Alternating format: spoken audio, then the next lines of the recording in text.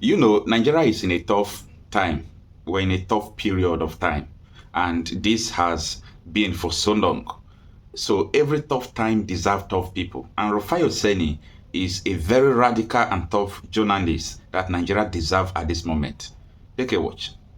But let me tell you, to somebody to make you governor in this country, it's not, you don't pick it on the street. Was there an election in River State? No. All right, before you watch this, let me give you the introduction of what you're about to watch. So Dan Ulasi, you know, is a PDP member. He was talking about the issue of PDP crisis, and he was talking about the crisis in River State as well. And he made a mistake to say Wike made Fubara. And he don't even know the gravity of what he's saying. So he's trying to undermine the democracy that Nigeria don't have anyway. We know Nigeria don't have democracy. But he's just trying to say that one person made a governor. And look at, this was a real fight of words. Take a watch. There was an election in River State. So the River State people didn't make Fubara this? Well, you know, look, let me tell you something. Did Buhari make Tinubu president of Nigeria? He made himself everything he wanted. Most Nigerians didn't vote for him, but he's president of Nigeria. I'm using it as a loose language, making yourself. Because you have to make yourself something in this country. Nobody helps you. So which is God, Abi?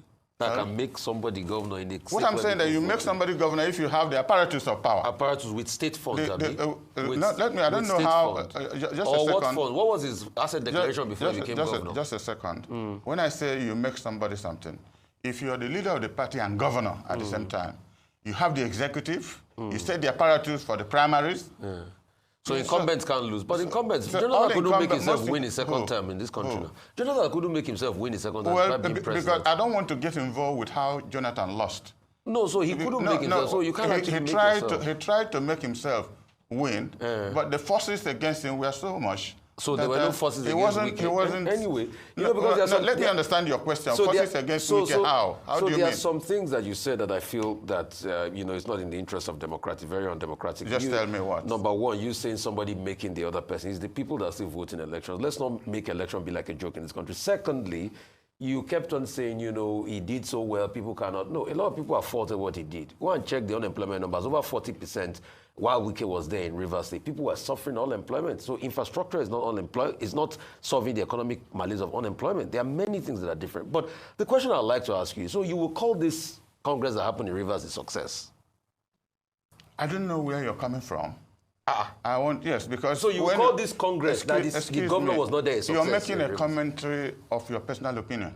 You're not questioning me. No, I said so you will call this commentary, this Congress a success? Excuse me. Yes, sir. I had established that there's problem in River State.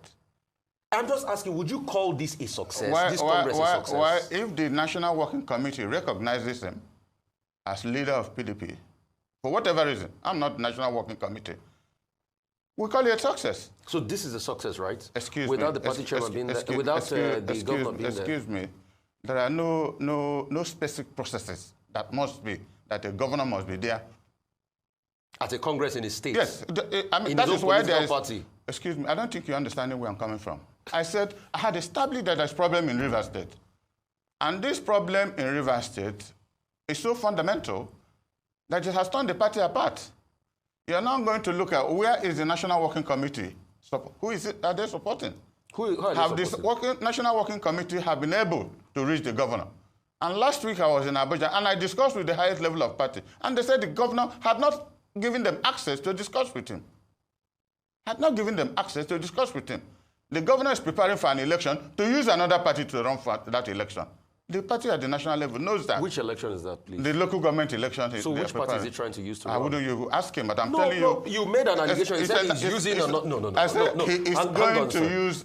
So what party is he going to use? Why don't you... I make statements based on a procedure. We also need facts. Back them up with facts. You can't just make a spurious allegation without backing them up. I have not made one allegation here. You said the governor is going to use another party to run a local government election. Give us the party. Because he's not part of the system of PDP in River State. Anyway, you've not given us the party. No. I want you to understand what I'm saying. If he had made himself accessible to the National Working Committee, they probably would have recognized him. But the governors reached him. Fellow governors reached him. But they are not the National Working Committee. But they are and members. No, but I want to clear party. to you that the governors are not the National Working Committee. Okay. The party, no, excuse me. You have to understand this. Nobody imposes authority on himself. We have an authority in PDP today, which is the National Working Committee. If the governor had unlimited access to them, they will recognize him. Okay, I quickly want to move on to another thing. As at 4:25 a.m. this morning, in case you didn't get the memo, Wiki has actually been summoned, but they also recognize the fact that it's currently with the president in China.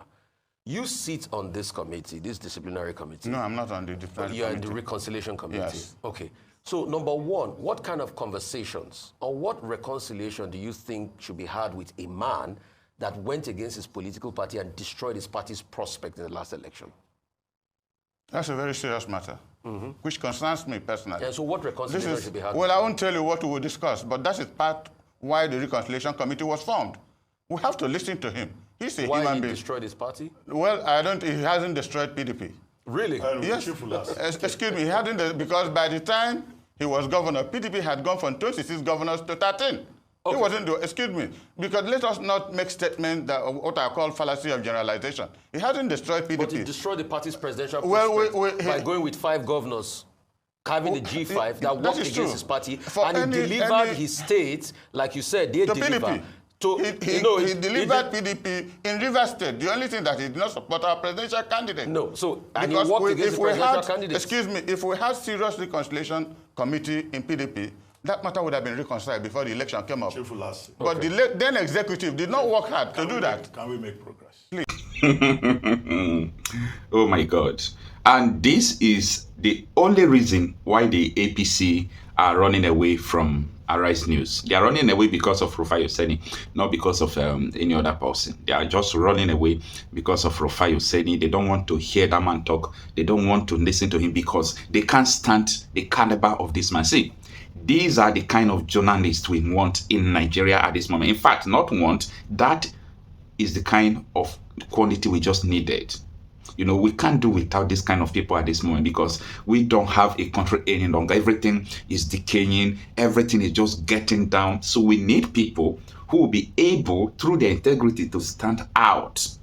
When I mean stand out, it's not brown envelope journalism that people will write, interview, and give you when you are coming and you do transfer to them. When they come, they'll be asking you juicy questions and everything will just be flowing for you to defend this calamity that has befallen Nigeria.